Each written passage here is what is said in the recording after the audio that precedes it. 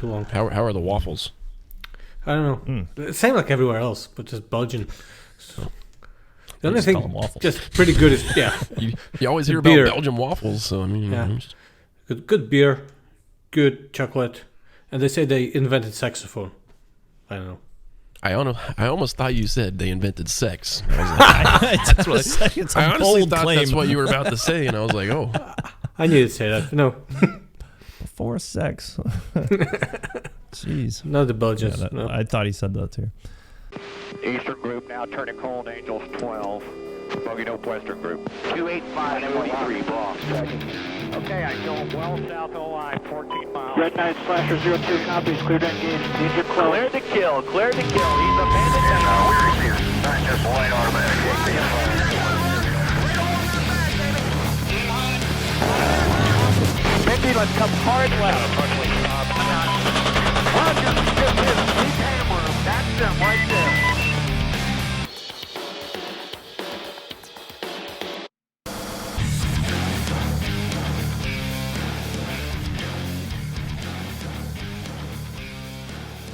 Casmo, I'm just playing with these things. These are my stoppers. I bought those stoppers that you sent me for the chair. Ah, nice. Oh, you got stoppers. You know, like the roller things that you sent me, where it has the locks for the chair, so it would stop sliding. Oh. So I used to have these where I would actually have to lift the chair and put them into Gotcha. these things, and they would But stick now on the you've ground. got the caster wheels with the locks. Yeah. Yeah, it's fucking money. Yeah. So good. All right. Because I've been sim racing. Anyway, if you want to. Have you? All right. Well, we'll just get started here then. Welcome to the Air Combat Sim podcast. We have Baltic Dragon here coming to us from Europa. Europa. Hi. From Belgium. Love that word. From Belgium. Home of the waffle. beer. Where apparently the waffles are not all we've been told to be. Not led to believe. But that's all right. Tricker, who plays with his pickle. Yep. Playing pickleball later. And I am Casmo, and I like to put 60 FPS and 4K on all of my thumbnails because it makes my videos better. Does it actually get more clickbait? I don't know. It must, because I see people do it, and I always wonder. I've never tried it. Just put like Dolby Digital, or start putting all sorts of different stuff on there. 3D Start audio. every video with yeah, no, I should. All right, well, we've been already chatting for quite a while, and we have talked about what we're going to talk about, so let's talk about it again. So obviously the first thing is the multi-thread is here in its first iteration. What are your thoughts? I tried it. Didn't have that big of a difference. I know you, Casmo, had a big. It changed a lot for you. For me, it went up a little, but not that much. I don't know why. Well, what's your system? Like, what are you running? 380 Ti and i11, I think, and 32 gigabytes. I guess. But anyway, it went up. It's nice, but I didn't see a huge hit. Not like you. Yeah, I think Jabba's was reporting at 200 FPS or 240, something like that. Yeah. Well, he's what got kind like of a new- monitor do you have? Or do you play in VR? I mostly go VR. In VR, I mean, I got up from 45 to maybe 60 FPS, which is nice. Okay. But, Well, that sounds substantial. That's good for VR, I think. Yeah. So, Tricker, what about you? What are your thoughts? So I got a huge boost. Huge boost. I can't even say it. Huge boost. Huge boob. No, I got a huge boost. I can't even say it now. Jesus. Doing all these accents. But no, man, it's pretty good. I watched your video on how to, go to the bin, select multi-threading to use the multi-threading exe. So I did that, and I wasn't here on release day, so I didn't get to stream it. But it's been good though. It helps out a lot for single player. Like single player is like outstanding. Mm-hmm. But I don't play single player. Right. So I play it on multiplayer, but multi-threading is not here yet, as in the server side multi-threading. So some of some of the servers that I play on, like Enigma Cold War, I was still getting some bad FPS. Sometimes it's really good, and then sometimes it's really bad. And then I also tried out Gray Flag, and Gray Flag's been pretty good actually. Like Gray Flag used to be bad FPS for me, and now it's actually pretty good. Same with Syria. Like Syria was my worst performing map. I don't know like why everybody used to always like recommend like Syria. Everyone's like Syria's the best, it's the best, but it's like it's also like the worst performing map. But now it's actually pretty good for me. Laughs in Marianas. I don't know if you've flown around that thing. I've flown in Marianas too. It was free, and I flew it in like 2 times, and it's still there with a bunch of water. I think that's the worst performing. But it's mostly water. Why? I mean, the water doesn't eat up that much. Well, I don't know if you know where Guam is at, but there's a lot of water surrounding it. Yeah, but that's the water. Turns out. Oh!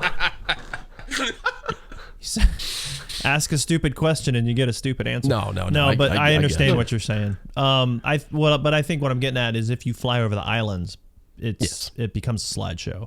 Yeah. Now I jumped in it after multi-threading, just single pilot, jumped in a Huey and flew around, and it was smooth. But to Tricker's comment, and I was going to ask about this because I didn't really understand this. So for multi-threading, if the server is not running that build, then it doesn't matter. Is that essentially what's happening? I'm technically not sure. I just know that it is in the FAQ that said there's supposed to be a server-side multi-threading that they're working on in the future. Okay. And so it's my understanding that it's not out yet for server-side. Right. So essentially there's no benefit to me logging in to a server through the multi-threading version or the regular version. I have no idea. Yeah. I wish I knew, but I'm not. Right. Maybe BD knows. I don't know. I have no idea. I almost never fly multiplayer. I've just been told this by several people, subject matter experts that are a lot smarter than me, say that server-side multi-threading is not a thing yet. Maybe once this is out, somebody from people listening will be able to answer in some comments. Oh, I'm sure they will, BD. Someone will tell us. Someone smarter than us will tell us. And he's probably going to be German. Oh, most likely. Possibly German. Shazam.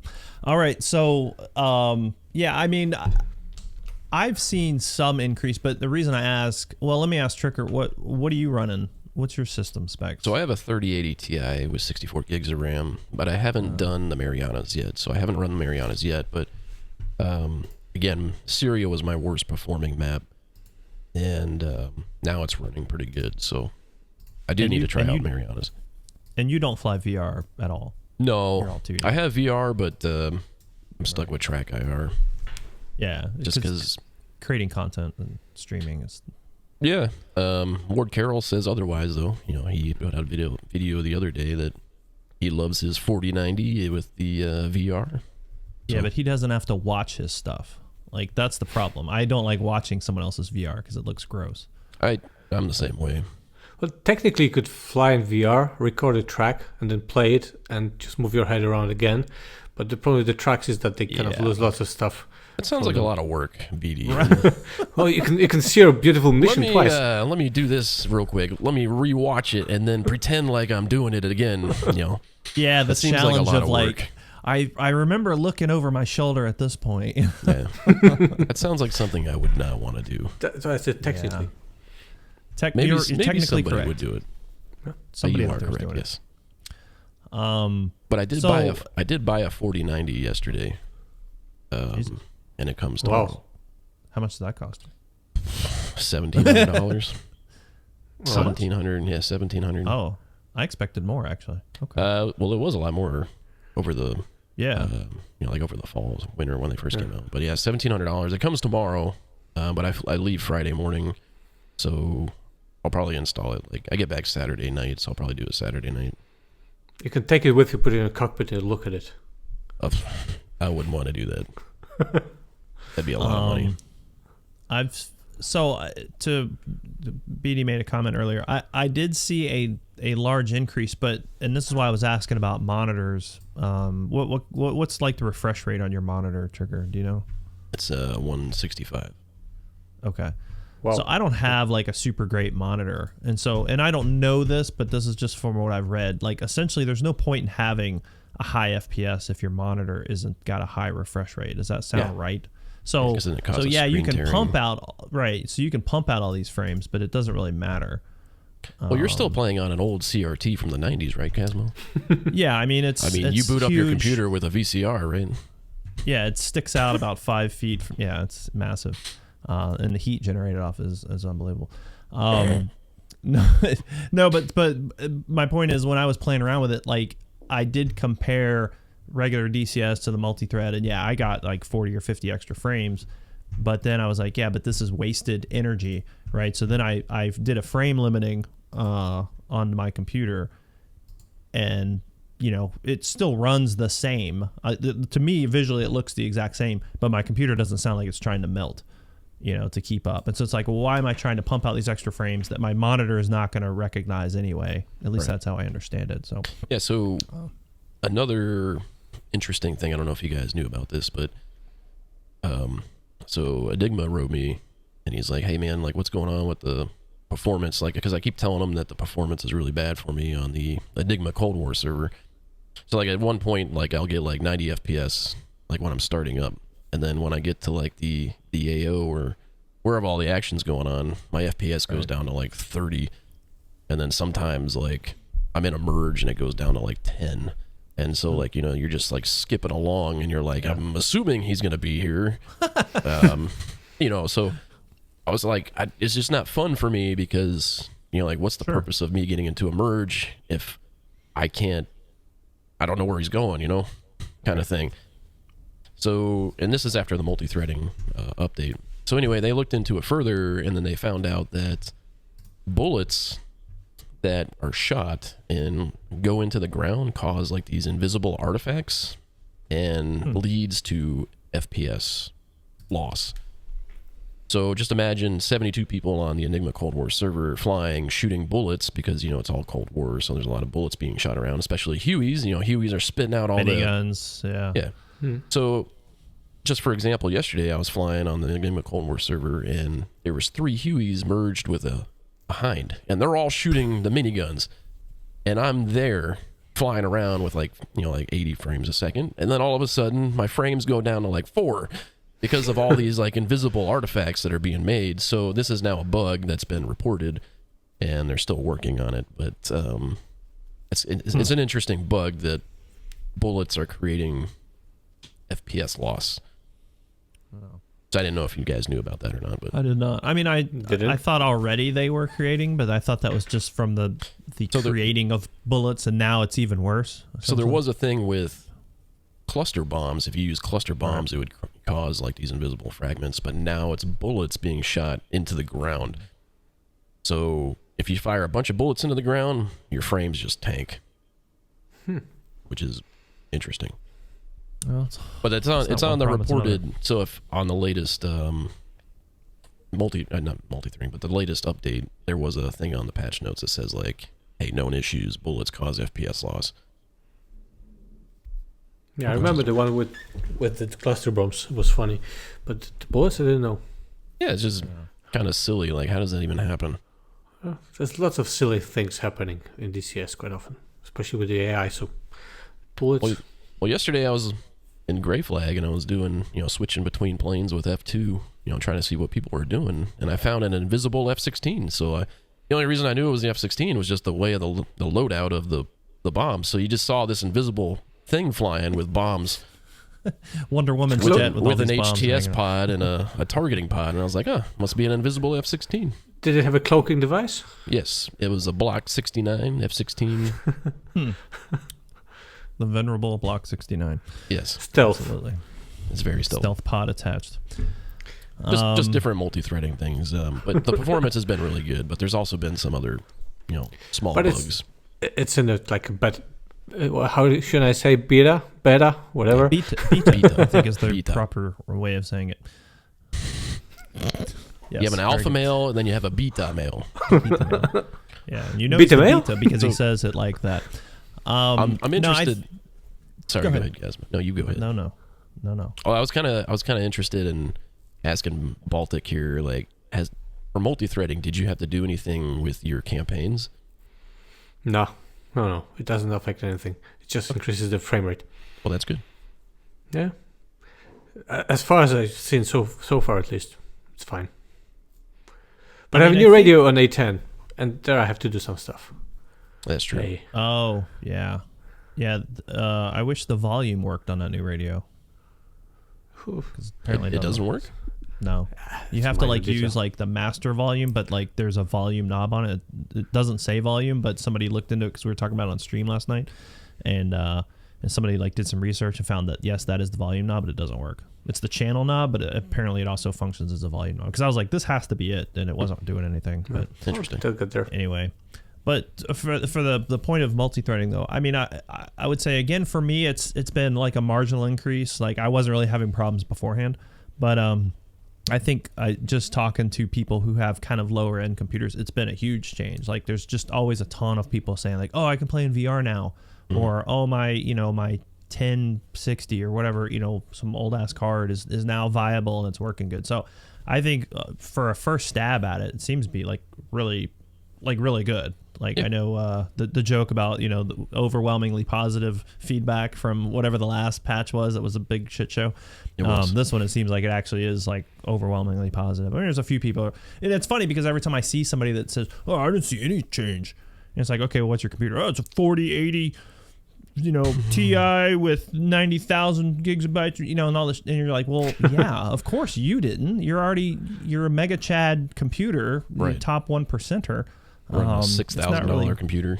Yeah, it's not really for you. It's for that dude that's still running the computer that he couldn't give away right now, but he still wants to play DCS because he can't afford a $6,000 computer. So, but I think it's definitely a good initial first stab, and is a good omen for things to come, I guess. It's a good boost. How was I saying it? Boost? I can't remember how I was saying it, but it's a good boost. Yeah, absolutely. All right, should we switch gears to F-15?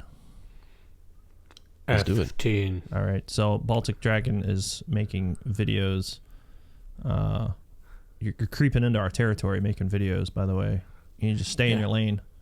Yeah, but I'm not talking there. I just got someone else to talk.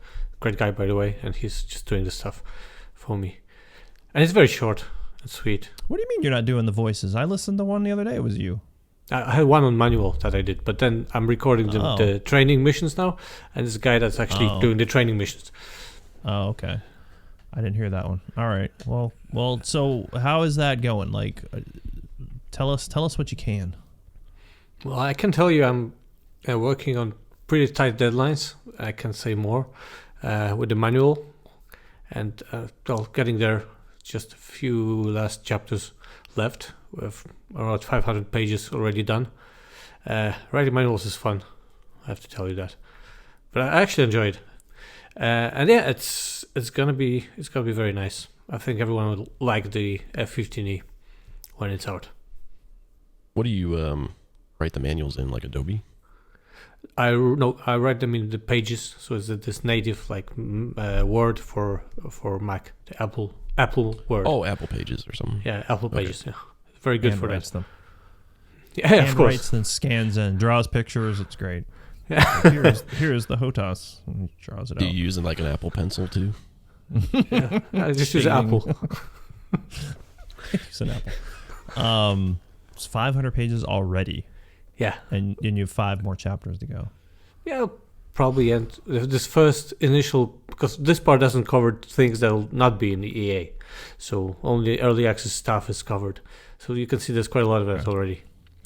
I mean, I don't know why I'm upset. I don't ever read the manuals anyway, but still, it just seems like Now I'm upset. I'm working all the stuff so you don't read the there's manual. other people that will, and then they'll tell me when I do something wrong on stream that it's in the manual. I read I'm it like, well, from I the read it. first page all the way to the end. I read the credits. Wow. You can tell he's lying because his lips are moving. Yes. Yeah, of course. I don't read the credits. Why? I do read the manuals though every now and then. Like just like specific sections. Like I don't. Yeah, I have thumbed through. Sure. Yeah. And then I usually back it up with Chuck. Yeah, Chuck's guide. Yeah. Okay, I just watch a Grim Reaper's video and call it good. Oh. True. No, so I think Hello there. Hello and welcome back to the Reapers. Yeah, absolutely. Anyway, all right. So the manual's coming along, 500 pages. I think you said this when we talked about this a couple weeks ago or whatever. Did you say it's somewhat similar to the A10 as far as the HOTAS like setup? I thought you had said something like that. Not really. I mean, it's. I think it's more complicated because you have front cockpit, and then back cockpit. It's different things. In the front you have stick and throttle normal. In the back you have stick, throttle, and 2 hand controllers. So and they have like the same buttons but have different meaning in the front and in the back. So it's complicated. But I don't have to sit in the back to do anything. No, not really. Not really. But I mean, there's so many things. There's lots of things to do. You can do before takeoff. Like you can set up your MPDs and set up your master modes. So whenever you press the AA or whatever AG master mode, all the 3 MPDs have always the same stuff displayed. So it's like linked. It takes time to set it up, but it's there's Is quite a that few something shortcuts. that can be pre-set up before a game, or do I got to set that up every single time? For the moment, I think it's not presetable before So flying. until we get Might like be later. data cartridge. If we have a data cartridge, then I mean, obviously, I'm sure the Apache was the same way, wasn't it? Or did you have to set up the? You could. I mean, most guys just didn't because they were lazy. But yeah, you could get things pre-set up the way you wanted in the Apache and the I'm Kiowa. not 100% sure. I mean, I've seen the you can have that. How you called? What we just said. Data cartridge? Yeah, data cartridge. So you can. I've seen the videos of that being done by Rasbam. So I'm sure it will be in the game, and then when it's in, it's probably gonna have that capabilities. But I don't think it will be at the early access. Sure, no, I wouldn't expect it to be. I think that would be a huge improvement, though. Like if we get data cartridge for like all the planes in DCS, like you can set everything, like your countermeasures and your screens how you want them.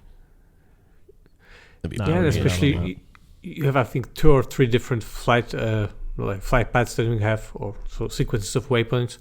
I think in early access it'll only be 1, but then you can add more. So yeah, the data cartridge will help. Yeah. So I know there's not coming with an AI, but is it possible in flight to jump to the backseat and do stuff back there, and the aircraft will continue to fly, or is it just turn on autopilot? No, I think it's possible, and I understand they're also working a lot on synchronization, so multi-crew should be working fine. Cool. That's good. That's good. I'm excited. Hopefully we'll get. Did you guys already pre-purchase it? Yeah, of course. Yeah. But I didn't want them to run out. Did you get it in 25% or whatever? Well, it was like was for a moment during the spring sale. Well, no, like there very was like a special glitch. sale. Yeah, there was a glitch for like an hour, and it was like, people were getting it for like $20 or something. I wish. And I was surprised Edie let that like play out. Like, I'm surprised they didn't just like somehow. Maybe they can't. I don't know, but I was kind of surprised they legit because even like Big New, he was like, "Hey, if you got it on, good on you. Good luck. Good work." Yeah, well, feel like you guys, yeah. Of course, they almost broke the website doing that because I remember trying to log in, and you couldn't get on for hours. So couldn't even get on. That's good. That's going to be huge for them. All right. Well, that's F-15. I mean, we know it's soon, and you're working on the manual and get videos and all that good stuff. So we'll see it here, hopefully, relatively soon. I think we'll see. Well, I don't want to say too much. I have been talking to Polychop. I think we'll have them on the show soon. You could read into that whatever you want, but yeah. So there is progress. I know people always think that it's just kind of stopped, but there is progress on the Kiowa. I've seen it lately. It's definitely getting there. So yeah, that'll be good too. But I imagine Edie will offset releases anyway if they're. I don't know how close either of them are to being done, but so it should be a good last half of the year, I think. Calendar year. And the Chinook. Chinook. I don't think we talked about the Chinook. No, I guess it came out right after we did the last episode. That's true. It was kind of a shock for me because that was like the last thing that I thought it was going to be. Yeah, it was totally being unexpected. Introduced. Yeah, I didn't expect that at all. I mean, This is another one of those things where I've learned a little bit more than I can share, but I know that they're really far out. Like, it's still kind of initial phases and stuff. But I know there's excitement from the helicopter people. I mean, I'm not a lift guy. It seems boring to me to just fly from point A to point B, and that's kind of what Chinooks do. But some people like that stuff, so that's good. I'm happy for them. I'm glad that they get to do that. I mean, there's a ton of people, like, it's like you said, it's not my kind of cup of tea, because I think we do it in real life. Right. But there's tons of people, like on Gray Flag, there's like 10 people flying C-130s and like 10 people flying UH-60s. Like, they eat it up. They love it. I think I'd be willing to bet that a lot of those people, they just like the idea of being part of something bigger. Like I don't think that they're just necessarily doing, I could be wrong, but because I don't mind doing, like, if we do like a big, like, we're going to do a big air assault and we have like 10 Black Hawks or something, like, okay, cool, I'll do that. Because that's fun, because I'm a part of this big thing. But just flying it around just to fly it around, like, no enjoyment. So, right. But yeah, no, I agree. I think there's plenty of people that will buy it. I mean, it was a huge, like, oh, cool. I would be the same. Like, I wouldn't want to fly it, but if I'm trying to do like a support role and I'm helping out, then hell yeah, I would do it. It's kind of like the C-130. Like, I think the C-130 will be pretty interesting, but I don't know how much, I'll fly it. Right. It's probably the same way of, like, if you play FPS games with like Arma or something. Lots of people playing medic, so they don't get to shoot that much. Just go and help others. It's maybe the same mindset. Exactly, because they're helping win, through being part of the team. So it's a good analogy. There's certainly a place for it. I like it, BD. Yeah. That was my best thing in Battlefield. I was always a medic, and I would just go around using my defibrillators on everybody. Even if they kept getting shot and killed, I would just revive them again. Be like, and then even on the enemy, they'd die, and I'd be like, I'm just getting my stats up, bro. Like, I'm like 100 plus 100 plus 100. I know you broke your leg, but I'm going to use this defibrillator on you. Well, cool. Well, we do have an interview. Like I said, we said we were going to keep this short because of the interview, but we failed that. But you guys did sit down, or I'm sorry, it was Tricker and Rob, I believe. No, I wasn't there. Were you there too? It's been so long since I did the editing. Talking about the tornado. The tornado, or tornado as it were, by AV Storm. I may be saying that wrong. Storm, yeah. Obvious Storm. Okay. So it's a bit of a long one, and we'll just kind of roll right into that and then catch it up on the backside. APR 39 operational.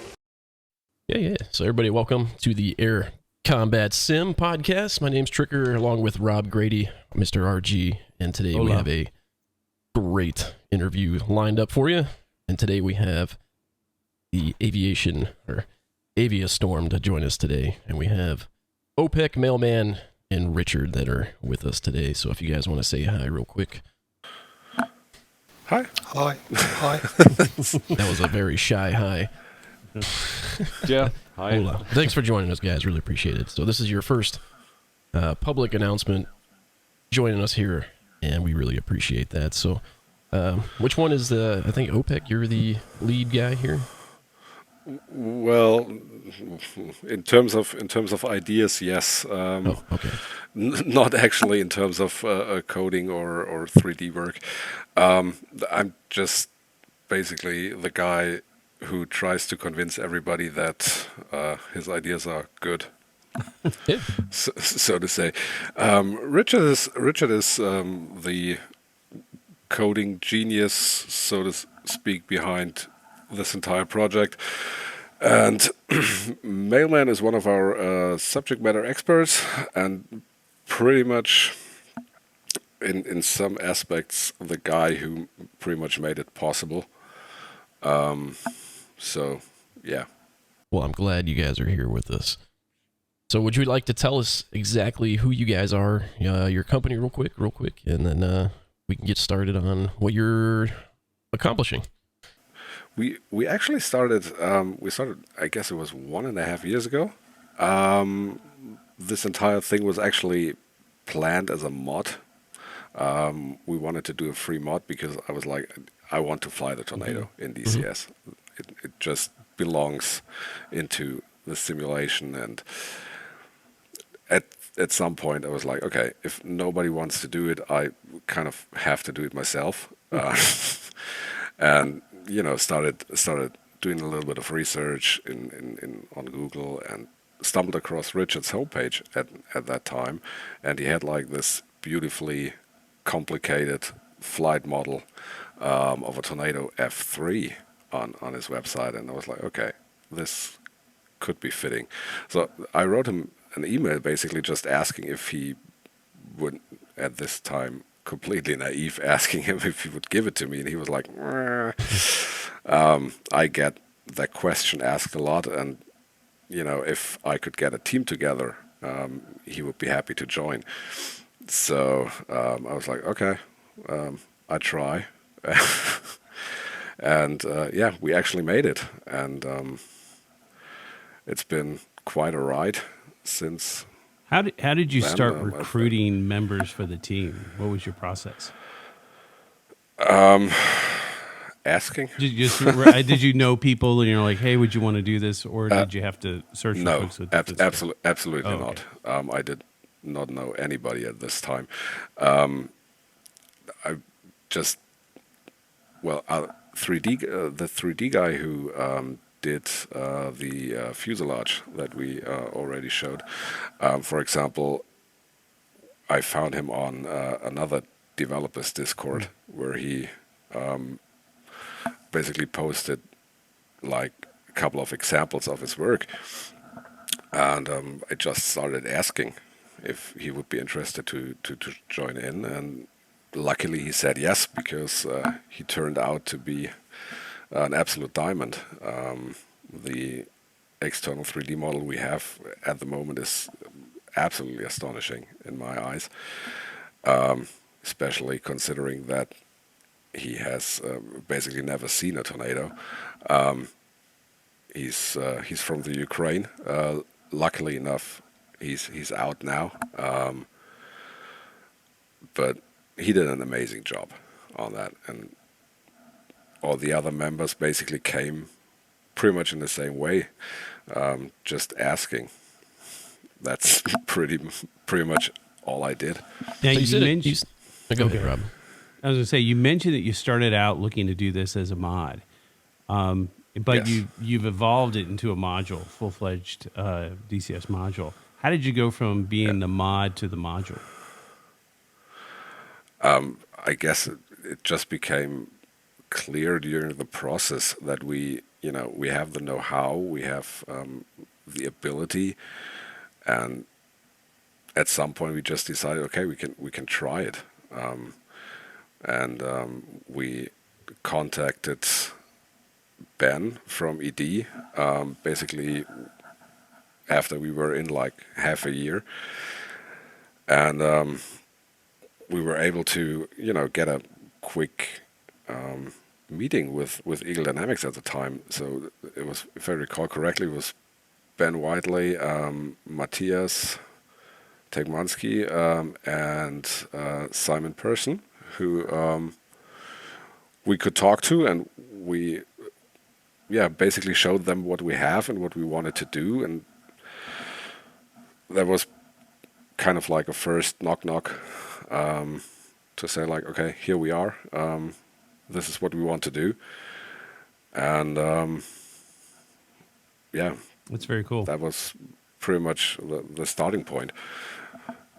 So what made you want to do the tornado? Like, what was behind everything? Like, I mean, obviously, I think everyone has been wanting one, but what made you like go forth with a tornado as your first? This is your first module, correct?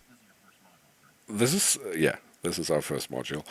I don't know. I just love the plane. It's such an iconic. Like, did you work on them or? No, absolutely not. I just saw it flying around as a kid a lot, and I like the shape.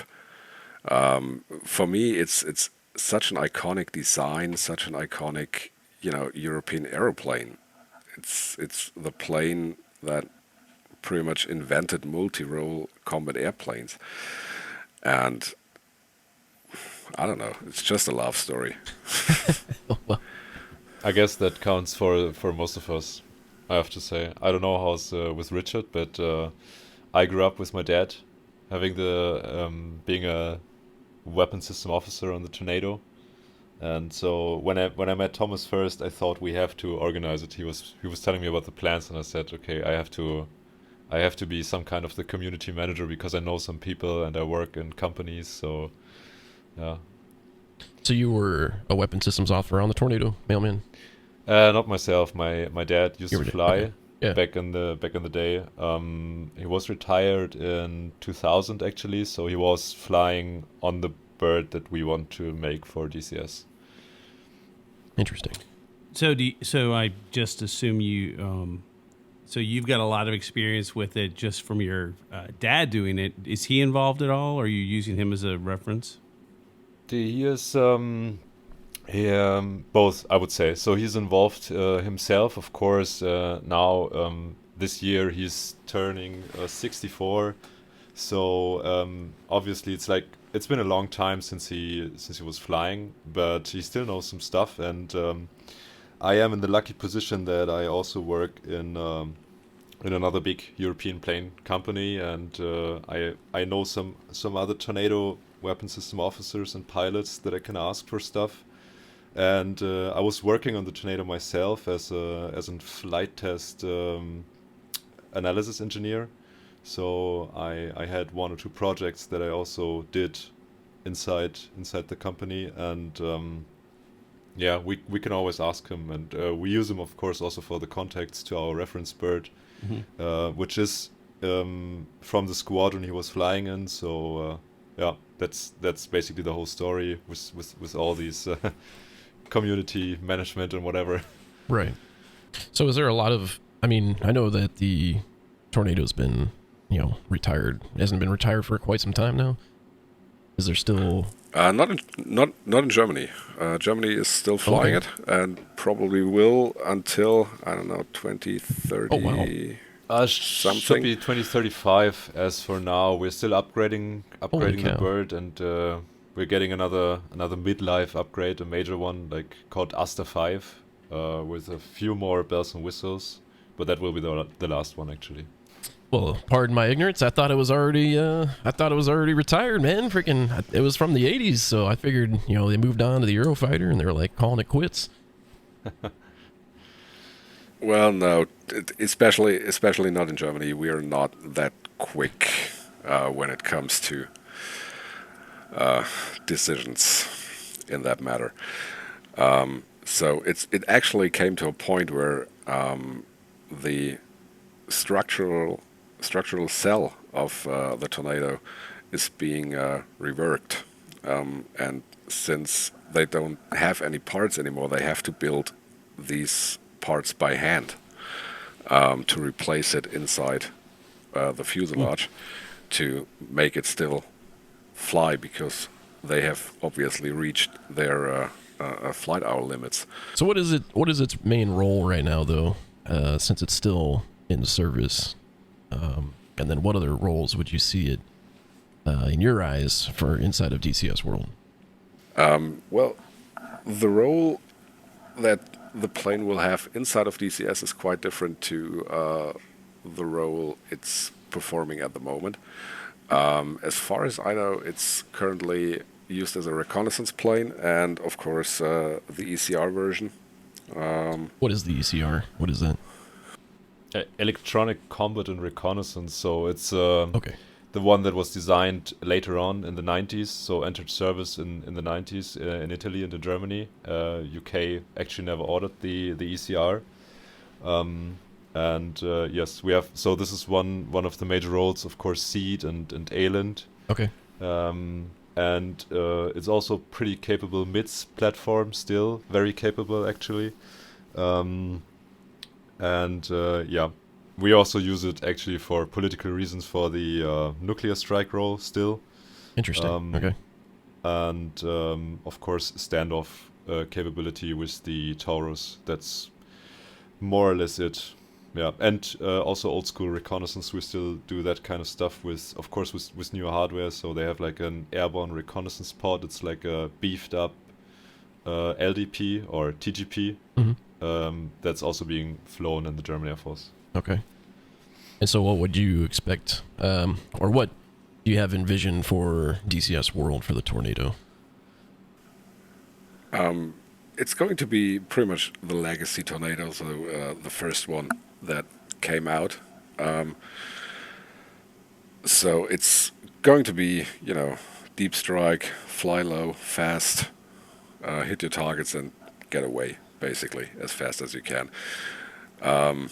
So it won't have any, guided bombs. So it's basically just dump bombs.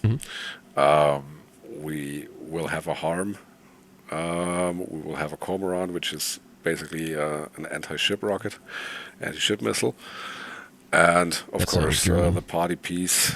The MW1, the munitions dispenser. Okay.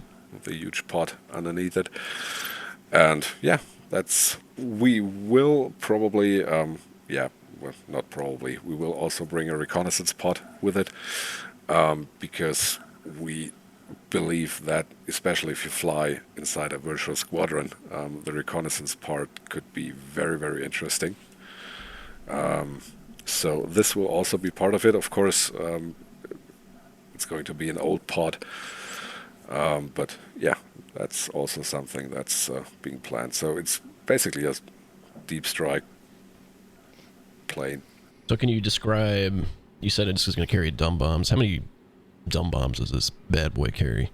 I think theoretically we should be able. So of course, you normally on the Tornado you use the inner wing pylons for the fuel tanks, and the outer pylons for the jet flare dispenser, because that's not internal on the IDS and the ECR. So IDS being interdiction strike, that's the version we are doing, and the ECR we had before, and the jammer.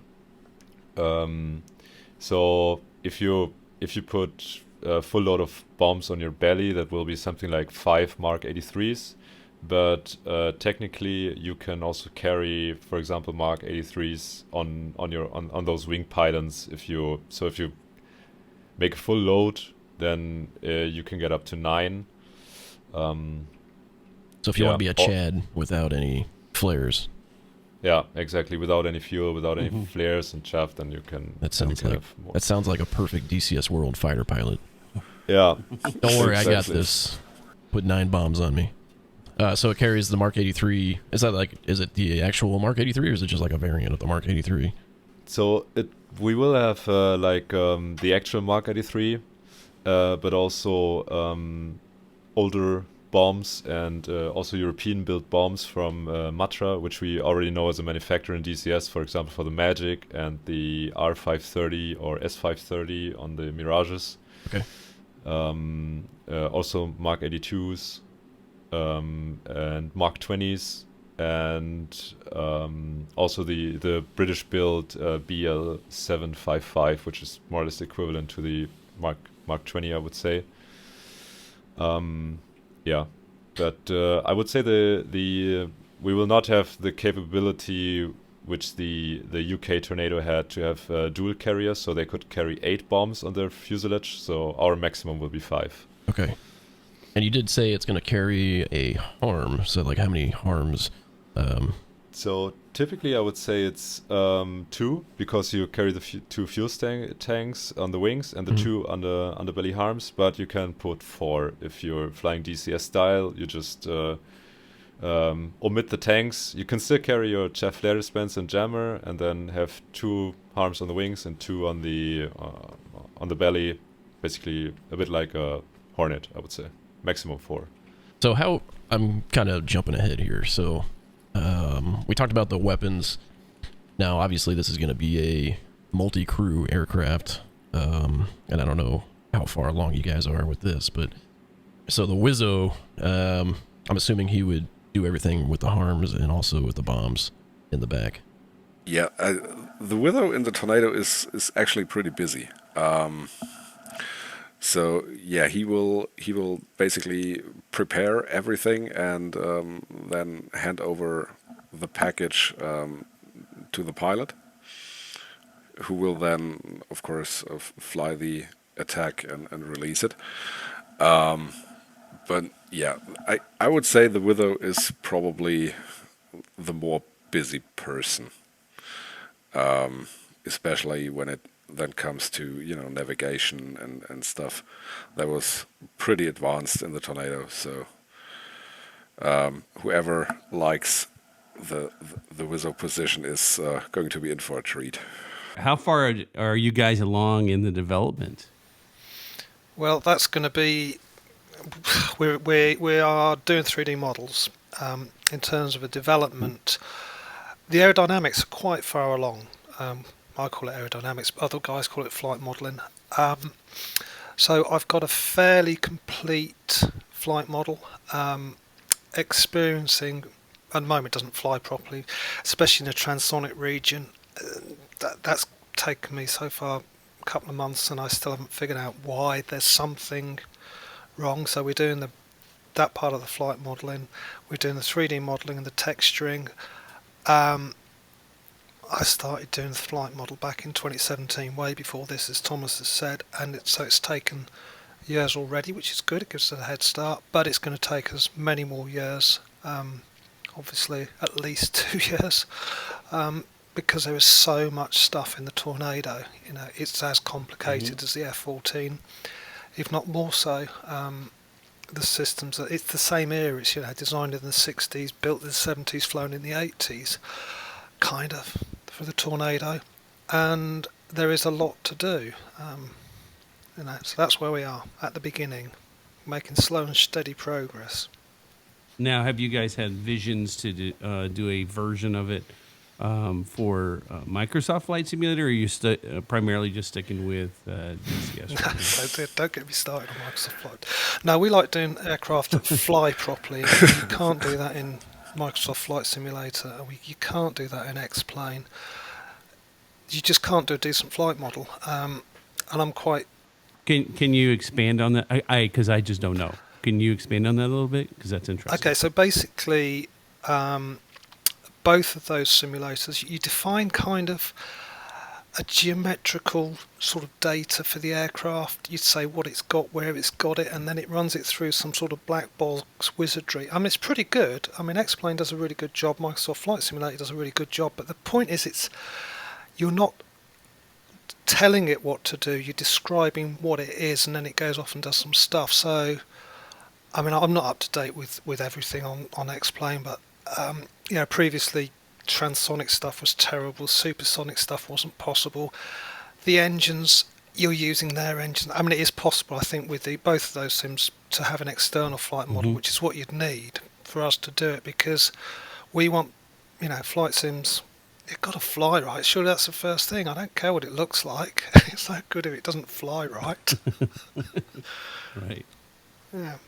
So, not many plans for other sims at the moment, really. Military, DCS is where it's at, isn't it? Obviously, you've been spending a lot of time on the flight model. Is that the hardest part right now, is doing the transonic region? Or Yeah, when it's a complicated aerodynamic aircraft, it's got swing wing, which messes everything up. You don't have ailerons, you've got spoilers to do roll control, but they stop working when you sweep the wings back, and it just works on the tail. Obviously, you get adverse yaw when you a small amount of yaw when you do the the spoilers. It's just very complicated. There's a lot of stuff going on, and the thing about aerodynamics is I've always said that you can get 2 wrongs and it makes it nearly right. So if you've got like 5 wrongs, you can get something that's kind of right at a certain point, but then you go outside of that region and it becomes terrible, and you get buffeting or instability, and it just takes time to work out what's wrong. There's so many things. So there's no fly-by-wire anything on this aircraft. It's all just conventional. Oh no, there is. There is. Yeah, it's got first generation. Well, it's not really fly-by-wire. It's what they call augmented controls, similar to what you get on the 14 and the F-15. You've got a physical link to the surfaces, but there's a whole load of hydraulic actuators between you and the controls, and those hydraulic actuators are controlled by the considerable computing power for the time, so it augments your controls to try and make it more stable. And if you talk to the pilots, they'll tell you it was lovely to fly. You know, it was so much better than the Buccaneer that it replaced, and of course that sort of controls makes it even more complicated to get the aerodynamics right, because you know, you've got another variable in the mix, and it could be that the flight controls I've got are wrong. You know, that could be causing the problem, because it does do quite a lot. I know it's a low and fast aircraft. Like, what is the fuel capability of one of these bad boys? Like, doing a mission, is it going to be, you're going to be consuming a lot of fuel? You're going to have to watch your fuel a lot, or? Usually that's why they carry so many tanks. You know, flying fast jets, it's always about the fuel, isn't it? They don't really run supersonic with the GR1 because you're at low level, so you just burn through your fuel very quickly. But obviously fuel management is part of the job of the guy in front, really. Yeah, I know there's in one of your pictures you teased, there's a refueling pod, so we're obviously gonna be able to do some refueling with the Tornado. I don't know how that's gonna be. Is it gonna be smooth or pretty rough, or? It's always difficult, isn't it? Yeah, I still haven't figured it out properly with the planes that we already have. But yeah, you will actually have two kinds of air-to-air refuel. So of course your typical normal air-to-air refuel, and as well you will get a buddy pod, which is basically kind of like, it looks kind of like a tank, but it actually enables the Tornado to do air-to-air refuel with another Tornado. So basically the Tornado becomes a tanker. So you guys are going to put that into the DCS world as the buddy thinking? Yes. Wow, okay. It's going to be pretty interesting, and I think pretty cool, because this is a sight you don't see every day. No. Not in real life, and not in DCS. So I guess if you're doing a deep strike mission in DCS, and then you'd be like, "Hey man, I'm running low on fuel," and then the other guy comes in and fuels you up. Yeah, be kind of interesting. And then he has to RTB because he's well, we just eject virtually. It doesn't cost us anything. Because he's out of it. Who cares about returning to base? As long as you get the mission done, you get these virtual medals. I mean, just look at the AI. The AI in DCS, man. You can freaking fly around for like 20 minutes, and the AI is like, 2, returning to base, 2, ejecting. In your opinion, what would be the biggest thing you're looking forward to that the Tornado would bring to DCS world, like compared to anything else that we have right now? That's a pretty good question, because he has so many unique features. Like, I know that they can fly at night. Is it going to be included with NVGs, or no NVGs at the time.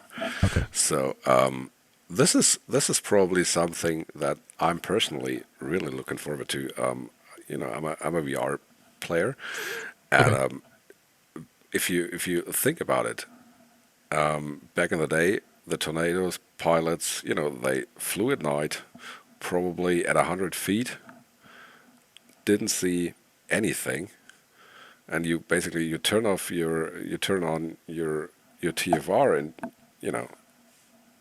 I don't want to say heads off stick, but you have to trust the airplane to bring you where you have to go without seeing anything. And this to me is so staggering, to have this kind of trust into a machine. Say, okay, I don't see anything, but this is going to be good. Yeah. So I think that's probably a really, really cool feature that will bring. Because we don't really have any terrain following radars yet inside of DCS world. Yet. I mean, the same's true of doing, like bad weather attacks, which of course is quite common in this part of the world. Is awful weather, you know,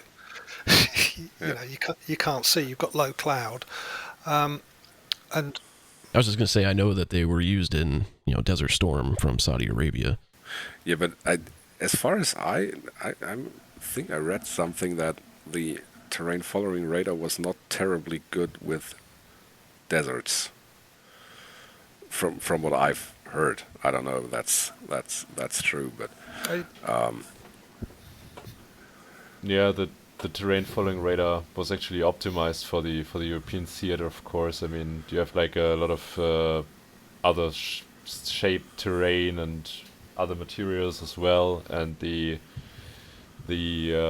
grain size of the sand in the desert was a problem at the beginning, so the TFR had some issues with that, absorbing rather than reflecting, but I actually also don't know any details how they fixed it, or if they made just better planning, more safety altitude for margin. Yeah. So you did talk about a munitions dispenser. Can you go a little more in depth on that? The MW1, yes, Tornado's party piece, so to speak.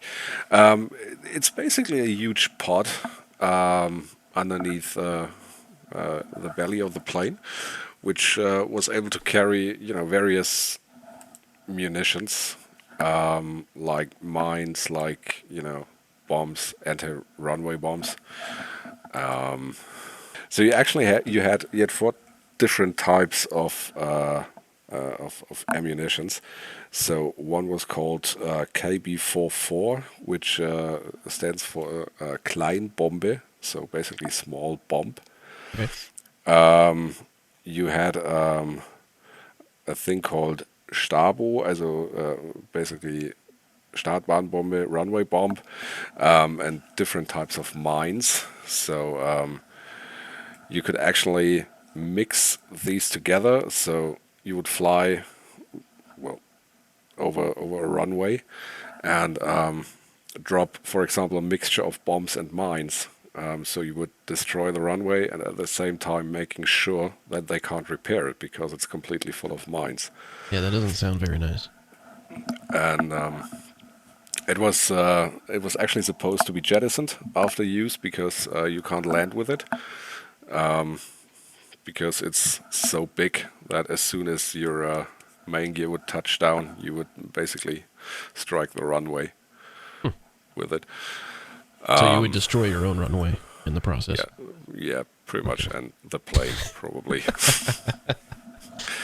Took out 2 runways in one mission.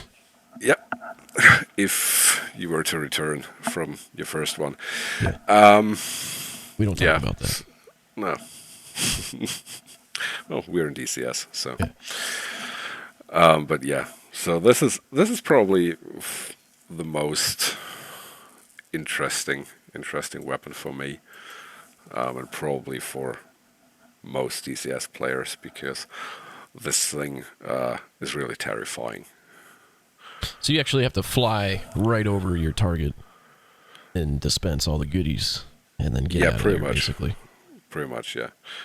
So it's not like the Vigan where you shoot off these BK-90s and it's like a glide mission. You have to actually fly over your target. Not necessarily in a straight line, because the dispenser basically shoots your submunitions out to the side. So you would always have like an alley where there's nothing. So that is something you have to keep in mind when using it. But other than that, yes, it's not a standoff weapon. So it's going to be included in your model as well? Yes. So I just can't wait to see, like, it's included the mines as well. I was going to say, like, the troops that they slide across the ground. I'd love to see those troops slide across the ground and blow up. It'd be kind of funny. Yeah. Because they don't run, they just slide. yeah, all these sub-munitions will be included, yes. Oh. There's actually a very nice video on YouTube about the MW1. So if you want to check it out Okay. and see what it actually does, it's of course depending on your altitude, you can vary, like the spread of it, and so yeah, it's pretty decent. So there's no air-to-air weapons whatsoever? Only AIM-9s. Okay, so we'll have AIM-9s. Yeah. And then is there a cannon or a... Two There's two revolver cannons. cannons. Yeah. Okay. Not that, I don't know if you would ever use them, but with the mission flying low, and I guess unless you come back around and Well, they do are like a dive attack or something. No, they were, as far as I know, they were only built in for self-defense, actually, Oh, okay. not necessarily for ground attacks. Well, it's more or less the same cannon that's also made it into, of course, being evolved technologically in the Eurofighter and in the Saab Gripen.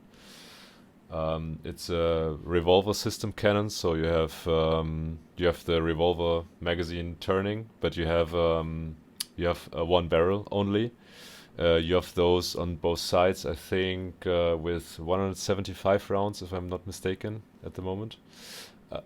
And I think it sounds pretty cool. I mean, there are also some nice videos on that, and the munitions, of course, is more or less made for air to ground, but not it will not be like an A10 cannon, but it's I guess it mostly compares probably to the DIFA of the Mirage in DCS, which I don't know if it has as much effect as it should have as a 30 mil cannon, but yeah, the caliber is pretty big, I would say, so it's something different than a Vulcan. Big advantage to the Vulcan is actually, the Vulcan takes a time to basically get the barrels going. So if you were to compare the first half second, if you pull the trigger, the cannon from the Tornado actually shoots about 4 kilograms of munitions, and for example the M61, it's about half as much. So it's a big boy. It's a big boy, definitely, and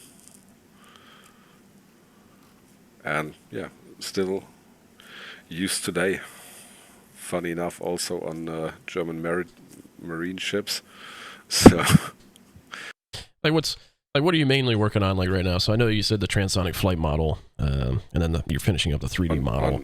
On Richard's part. What are you the guys 3D model most is, excited about? I know, in the we've shown a lot of development it this already, but or what do you want? we're to, not 100% happy let with it the yet. listeners know.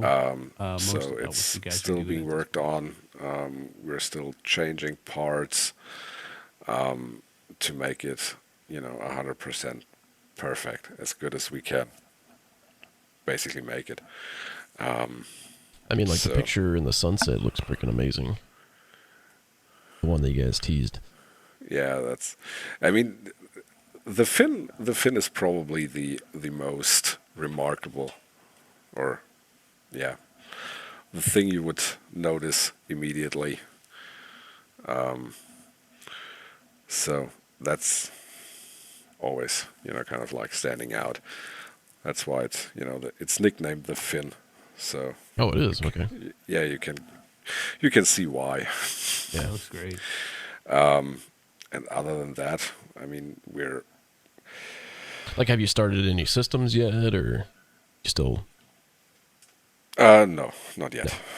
No. Okay. No. I think... And, we're... I don't know how to say that.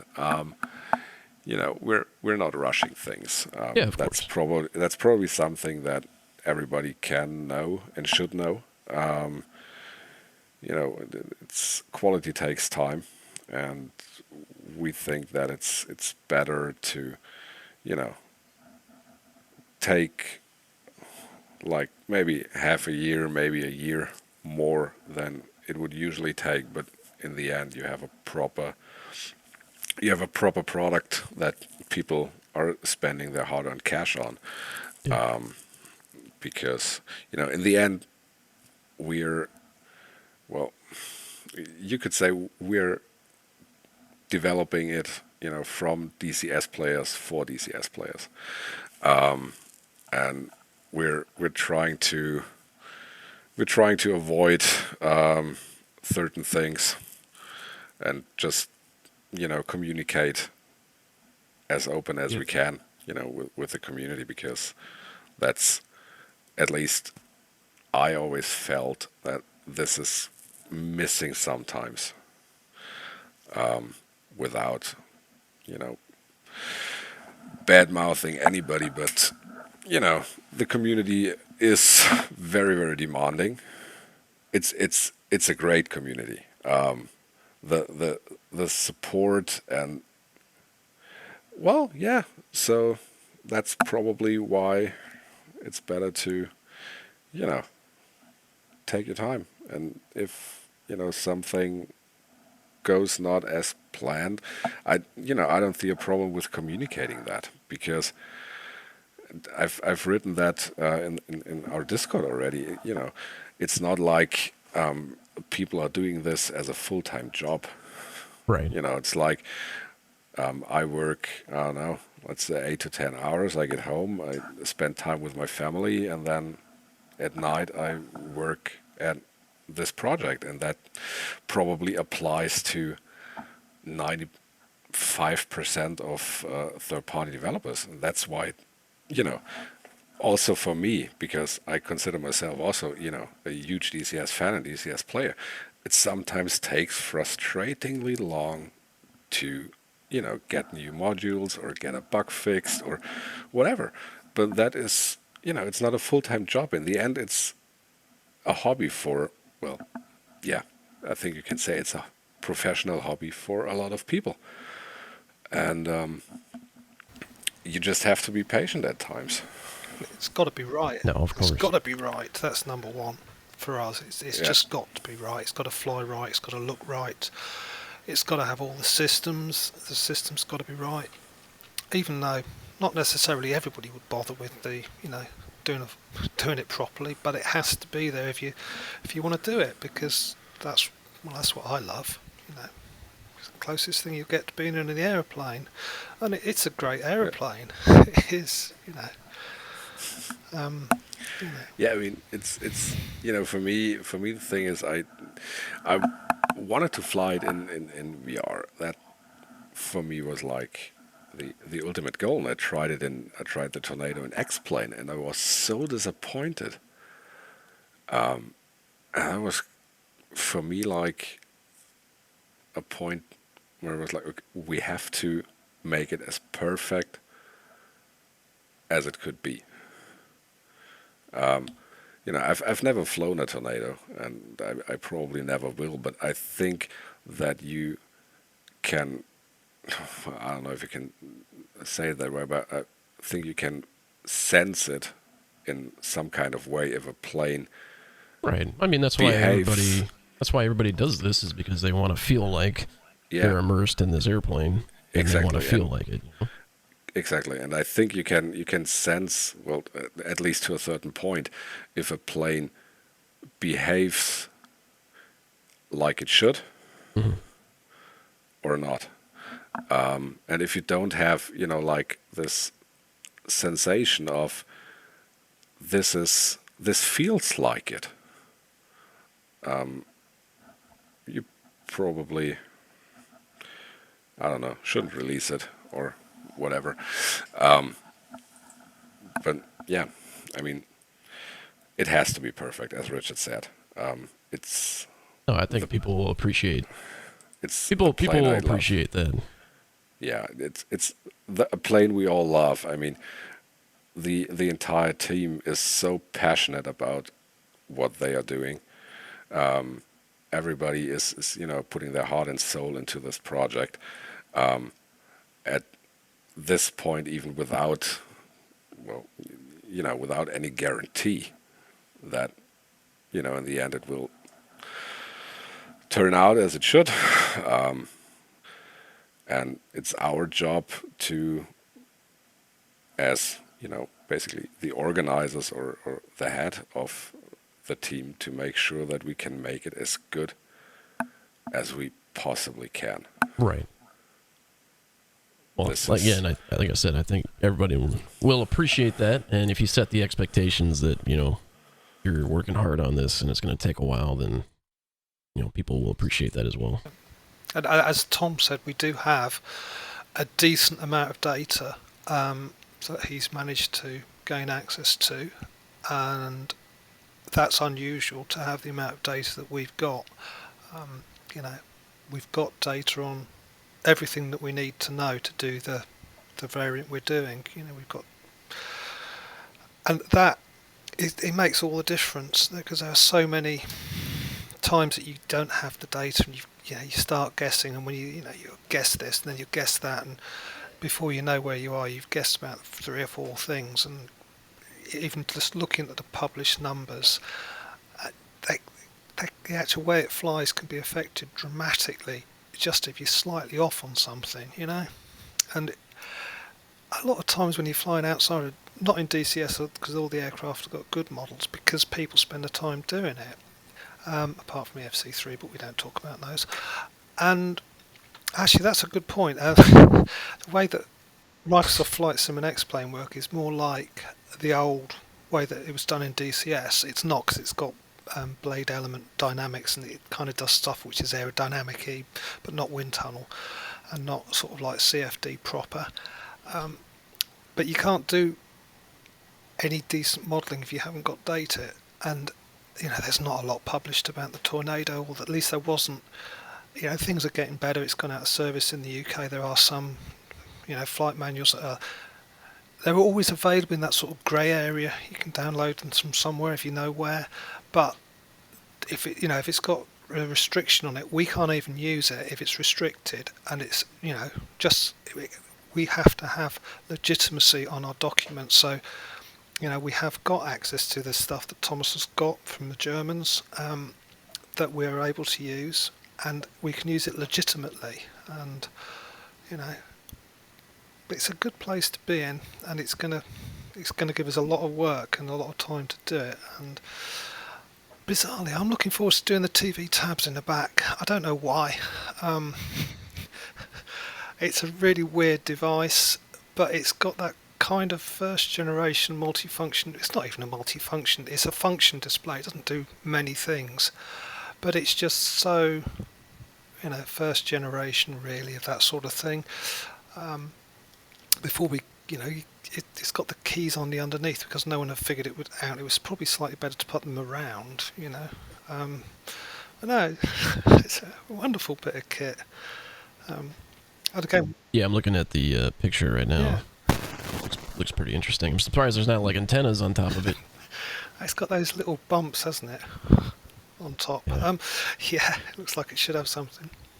Well, no, I appreciate it, guys. I think everyone's excited to hear what you guys are going to be bringing everyone. So I don't know if you guys want to share anything else before we sign off here. Well, probably just a big thank you to the entire community. I mean, the reactions that we got were exceeding everything we could have imagined, and I mean, I'll be honest, I didn't think anybody was going to be doing a tornado. So when I heard it, I was kind of excited because everyone talks about it, and then all of a sudden it's finally happening. Yeah, that was yeah, that was pretty funny. Watching the discussions in the ED forums. No, it's not possible. And you were like, yeah, I don't really. Let's wait. I don't really hang around the forums too much, but yeah, it was funny. It was funny to watch, and sometimes I just threw in a little something to. I'm not so sure about that. And, a little jab, if you will, a little tease. Yeah. Well, super early question. Last question here, and I know it's super early, but do you expect to do another project maybe in the future besides the tornado? Definitely. I was going to say, we do have. Are we supposed to be looking for teases right now on the forums? No, definitely not. Our focus now is 100% tornado. We do have a lot of ideas. I think I can say that, but yeah, too many. Well, you did say you're full of ideas.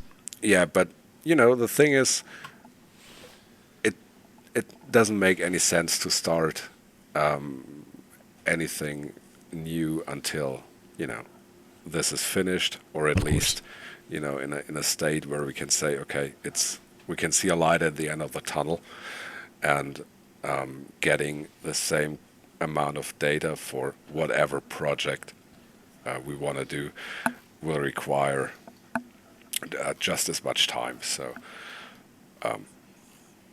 it's definitely too early to say anything. We want, but there's that's it for now. Yeah, no, man, I respect that. Well, we'd love to have you guys back when you have an update or something that is old that you want to show.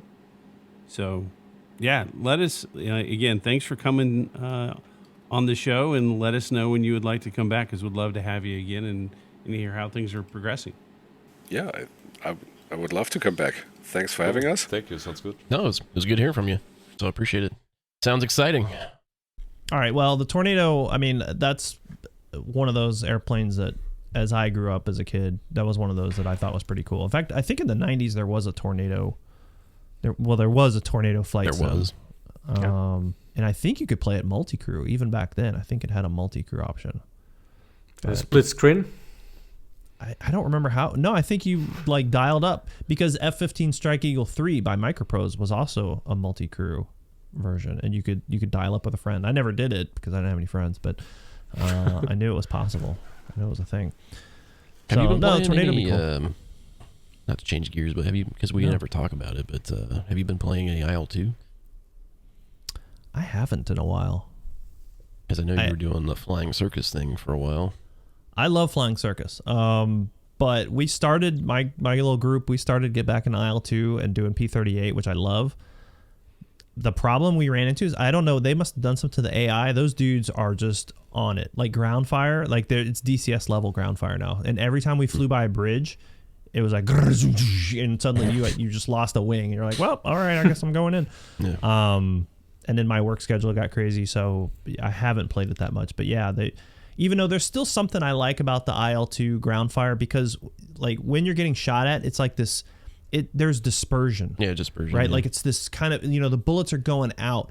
Last night I was playing on stream and I was rolling in on this something or other with a A10, and I saw him shoot, and I just nosed it over just a little bit and went under it, because it was such a tight stream of bullets. It was just this laser beam of bullets. I was like, as long as I don't get in the front of the laser beam, I'm good. You can't pull that off in IL-2 as easily, because it does disperse, but they are still very accurate. I'm sorry, dudes are not shooting that many bullets accurately at 4,000 feet, from a bridge. Oh, look at this guy. I mean, I've ground mount. I've fired a ground mount 50 cal that's just on a loose pintle. You're not putting a stream of bullets into anything. It's you're all over the place. So it's not Cuba Gooding Jr. in Pearl Harbor, where he's shooting down all these planes. Yeah. He's got a radar in his head. Stay away from the cans, just hitting everything. But no, I mean, I do love IL-2. I would like to get back into it, but I've been having fun with DCS lately. That was my main complaint with DCS World War II, was the you were saying flak cannons were just so accurate. You wouldn't even see a flak burst. It would be the first flak burst would be in your engine. It was like, boom, oh, there's flak. My engine's gone. Yeah. I think they fixed that, but that was my biggest complaint, was just you're just flying along and then boom, I there think goes that's your the last engine. time you and I streamed together. We were doing World War II over the channel. Yeah, we were I think we were in the Mosquito Mosquito or something. Yeah, was one of those. And I haven't flown it since. Same. I bought it the day it came out, and that was the last day I flew it. It's one of those planes I would love to spend more time in, because I would really like to get a group of guys and do, because they really did interesting stuff in the war. But but yeah, I don't spend enough time in it, so I'm not competent. Like, there's just too many planes. I want to fly them all. They are, yeah. I've had to like set boundaries and say, okay, I'm gonna fly the A-10, the Harrier, and the Apache, and that's it. Like, I just can't put any more brain space. I want to get in the F-16. Nope, can't do it. And then when the F-15 comes along, yeah, and then I'll ditch one of the other ones. I'll say, okay, bye, Warthog. Now I'm going to the F-15. I don't love you anymore, but I don't have the brain space for it. It's tough. Yeah, it is tough. Because usually, like, if I haven't flown like a plane in a little bit, I usually have to go to adjust controls, and then I just hit all the buttons on my HOTAS and be like, hey, what does this do? What does that do? And the problem though is like with the A-10, the F-16, it's like, yeah, you do that because I do the exact same thing. It's like, oh, that's TMS. I don't know what that means. I don't know what that does. But it's funny if you have to then build campaigns for different modules. And then you really have to learn them to do a good campaign. Although, for instance, I sucked completely on landing on the carrier. So I did 2 carrier-based campaigns. And I generally, I just got to the carrier and okay, I'm not landing. It works. It's fine doing testing. Right. So, yeah. That's why I don't build campaigns. Yeah, that's all right. What else? One of the other reasons. Yeah, one of the many reasons. All right. What else should we talk about before we wrap it up?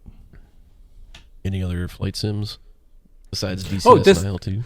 This are there other flight sims? B-17 or something for Microprose coming? The one that you can fly in the multi-crew? It should be soon out, no? Microprose is supposed to be coming out. Oh, I don't know. Is it coming soon? Let's Google it. It's supposed. I tried to reach out to Microprose to get them on the show, but no answer. I'll try again to talk about that one. Tell them that we're a huge show, and we're badass basically, and we'll give them a lot of publicity. We had them once. Yeah, they were on a long time ago, I think. Yeah. Before I was on here. Microprose B-17, is it? There's also like War Thunder, which I don't do War Thunder. Modern Air Combat, which was supposed to come out in 2018. That was 5 years ago. Still not there. No, this B-17 thing is that you have a whole campaign and you can fly with up to 7 other people, I guess. So each in a different role in VR. That's kind of cool. There's actually supposed to be a new Band of Brothers type of show coming out, I think. Yes. And it's supposed to be on B-17? As well, yeah. Yeah, and I'm not sure if it was on the B-17, but I know it's supposed to be World War II bombers. Yeah, and if Eagle Dynamics could time their releases for things like that too, they'd see a huge boost, like time the new channel map or whatever with things like that. But yeah, no, that's true. We should try to Normandy 2.0. 2.0. Yeah. Can't wait for Normandy 3.0. It's modern. I'm just glad that I have one map instead of 2. I think that'll be a good thing. No, it would be. All right. Well, we again with the other interview. This is actually a long episode, so hopefully we didn't bore anybody too much. But the takeaways are multi-threading is good. F-15 will be good. Baltic Dragon handwrites all of his manuals, and IL-2 is too hard for me. Yeah, with his left-handed pencil, his Apple Pencil, or something without pencil. Well, we will wrap it up there, and then offline maybe talk about when we can record the next one, because we just did talk about who we could interview 3 months before from we now. started. 3 months from now at least.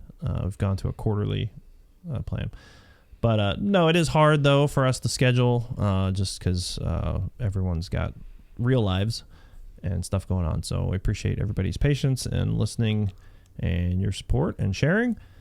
And you can check out our Patreon page if you choose to support us. And we have one. Yeah, that's right. Oh, okay. Oh, you set it up. You didn't tell us. We mentioned it like 2 episodes ago, and you were like, "We do." Casmo, that was 6 months ago.